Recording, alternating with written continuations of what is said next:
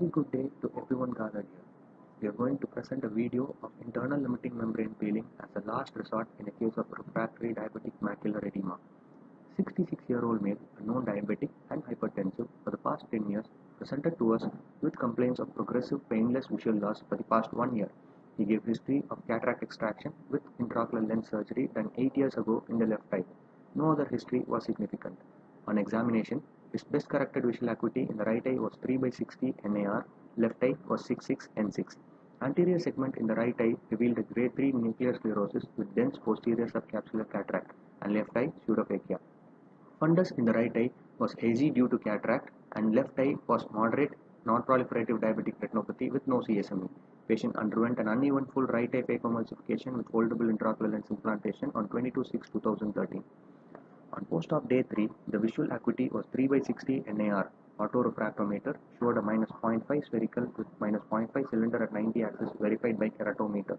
The picture did not change on day 15. A dilated fundus examination showed a dull foveal reflex with a OCT picture of a 750 micron cystoid macular edema with diabetic macular edema and foveolar detachment. The foveolar detachment suggested of an inflammatory component, so we gave him 1 dose of intravitreal triamcinolone on 6/7/2013, and 2 months later, central foveal thickness was 876 microns.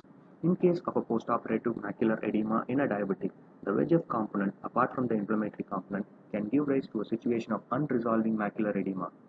Hence, intravitreal bevacizumab was given on 12/11/2013. 6 weeks later, OCT showed a central foveal thickness of 735 microns. Second dose was given on 24/12/2013, left us with a 6-week post-second injection central foveal thickness of 700 microns. The response, as we all see, is not satisfactory, which made the patient impatient. At this crucial juncture, a brainstorming session with seniors and colleagues and literature search was done. The Diabetic Macular Edema study by the European Vitreoretinal Society came to my help. The study had feedback from 85 retina consultants all over the world that said pars plana vitrectomy with ILM peeling alone or along with intravitreal triamcinolone was far superior in treating patients with refractory diabetic macular edema compared to anti-VEGF components or intravitreal triamcinolone alone or lasers alone. The graph shows that patients had betterment in visual acuity, which was long-lasting compared to the other treatment modalities shown here. So we decided to perform a 23 gauge pars plana vitrectomy with internal limiting membrane peeling with intravitreal triamcinolone with SF6 infusion. 3 ports of 23 gauge trocars were placed. Core vitrectomy is now being done. Posterior vitreous detachment is induced. Fluid gas exchange was done. Brilliant blue dye is used to stain the internal limiting membrane. Using a soft tip flute cannula, air is exchanged with balanced salt solution. The tip of the flute needle is kept at the fluid-air interface so that the brilliant blue dye does not disperse into the vitreous cavity and stains only the areas of interest. It is also less toxic to the retina. The macula is showing areas of internal limiting membrane folds causing traction. Using Grisha-Abbas 23 gauge internal limiting membrane peeling forceps, peeling is initiated by the pinch and peel technique. Because of the enhanced contrast of the brilliant blue dye, a good high-definition video recording, advanced surgical viewing systems like the Biome, and excellent surgical skills, the procedure is depicted here in a very meticulous fashion. The most important thing to be taken care here is to carefully cross over the macula, as an inadvertent deroofing can cause an iatrogenic macular hole.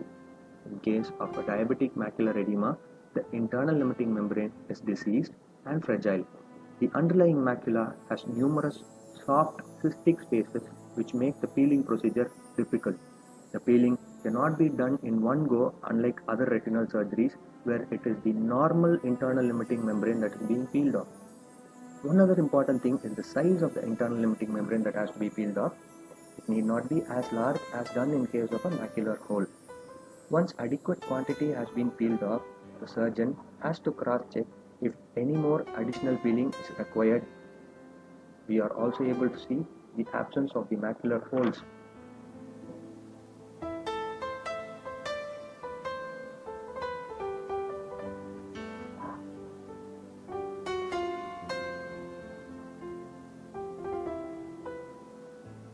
.1 ml of 40 mg intravitreal triamcinolone is given into the vitreous cavity now.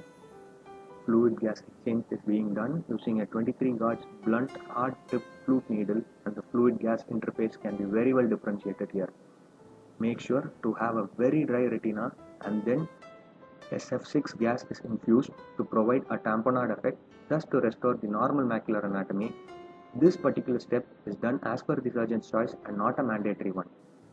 The vitrectomy ports are plugged, they are then removed, and gentle pressure is applied at the sclerostomy sites for 10 seconds. We are thus able to see that these wounds are self-sealing, non-bleeding, and therefore sutureless. On review in May 2014, the patient had a best corrected visual acuity of 636 and 12.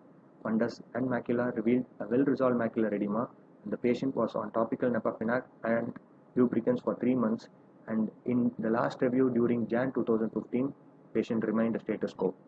The conclusions of the diabetic macular edema study suggested that pars plana vitrectomy, along with internal limiting membrane peeling and intravitreal triamcinolone acetonide, as a safe and effective procedure.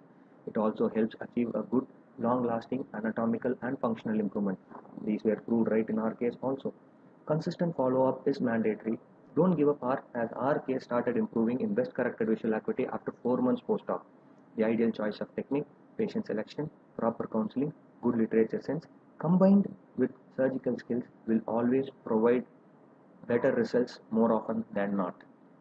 We all welcome you to a new age of refractory retinal surgeries.